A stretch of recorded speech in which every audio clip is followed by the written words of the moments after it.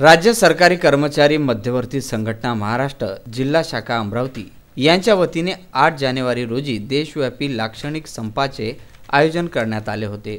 भारतातील केंद्र व राज्य सरकारच्या कामविरोधी धोरणाला हाणून पाडण्यासाठी देश पातळीवरील अखिल भारतीय राज्य सरकारी कर्मचारी महासंघ 11 केंद्रीय कामगार संघटना विविध उद्योगातील कामगार संघटनांनी प्रलंबित मागण्यासाठी 8 जानेवारी 2020 ला देशव्यापी संप पुकारला।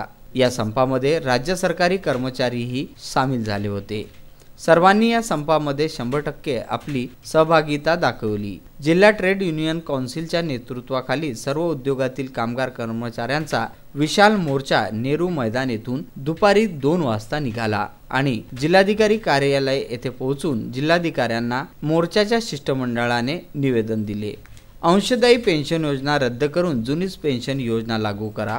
केंद्राप्रमाणे वाहतूक भत्ता, शैक्षणिक भत्ता, हॉस्टेल भत्ता, शहर भत्ता, अतिकालीन भत्ता व इतर सर्व भत्ते राज्य कर्मचाऱ्यांना त्वरित लागू करण्यात यावे। शासन यंत्रणेतील लाखो रिक्त पदे तात्काळ भरण्यात यावी। 6व्या वेतन आयोगाच्या शिफारशीनुसार शासनाने स्वीकारलेल्या अनेक संवर्गाच्या वेतन श्रेणीमधील त्रुटी दूर करा आदी विविध मागण्यांसंदर्भात राज्य सरकारी कर्मचारी मध्यवर्ती संघटना यांच्या वतीने जिल्हाधिकाऱ्यांना निवेदन देण्यात आलं की आजची जी व्यवस्था परिवर्तनाचं दिसत आहे की 30 वर्ष नोकरी करणाऱ्या कामगारांची पेन्शन गेली आणि 5 वर्ष जे संसदेमध्ये बसत आहे सेवक म्हणून त्यांना मात्र पेन्शन लागू झाली।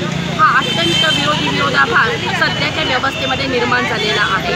त्याचप्रमाणे 5 वर्ष जे राहतात त्यांना परमनंट शिफ्ट मिळाल्यासारखी झाली आहे। ते त्यांचा मुलगा, त्याच्यानंतर त्यांचा नातू असं त्यांना अनुकंपावरच्या भरतीसाठी भरती घेणं सुरू झाली आहे। परंतु आमच्या मात्र चतुर्थ श्रेणी कर्मचारी किंवा आमच्या कामगारांचा मुलगा अनुकंपावर भरतीवर घेतलेली आहे। तिसरी मागणी आम्हाला एकाच कामासाठी समान काम मिळाले पाहिजे, परंतु आजच्या या व्यवस्थेमध्ये एकाच कामासाठी वेगवेगळ्या पद्धतीचे पैसे दिले जात आहेत। त्यामुळे एकूणच कामगार क्षेत्रातील जेवढे काही कामगार, मजदूर, गोरगरीब आहे यांच्यावरती अन्याय होत आहे।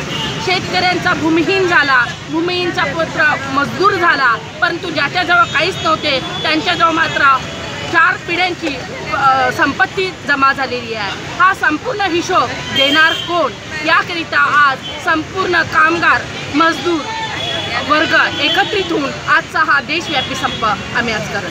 विदर्भ न्यूज करिता राहुल टेकाडे व प्रदीप इंगोले।